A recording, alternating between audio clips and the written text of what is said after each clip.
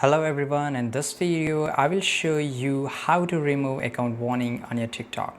So if you have got a warning on your TikTok account here, I can show you. You have to just open your TikTok account, and in the bottom right side corner you will see a profile icon. Tap on there. On the top right, again tap on the three horizontal lines, go to the settings and privacy here, scroll to the bottom, and here you will find a solution, right? So basically you have to just go and click on support, go to the help center.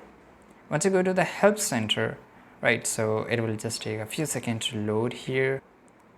Now here in the search bar you have to type warning, right, and just hit the enter. So sometimes the support web page doesn't work properly. So how you can just, first of all, let me show you. Go to any of the browser here, go to the home page and just write here TikTok support.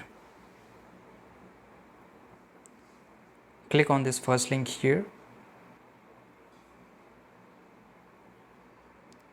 Now type here warning, and here you will see a lot of options. So basically you have to now go to a report a problem. Once you go to a report a problem, here you will able to explain your problem. So here for example, that somewhere you have to find an option here. Let me show you. Select the my account and setting option. Now here you will get this option of login. Again click on login, click on suspended account.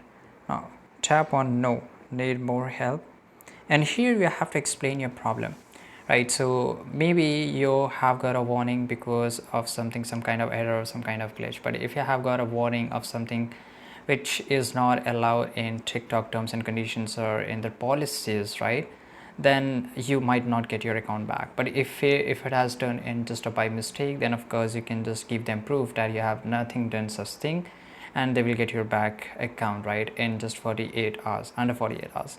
I hope you found this information really helpful. If you did, subscribe.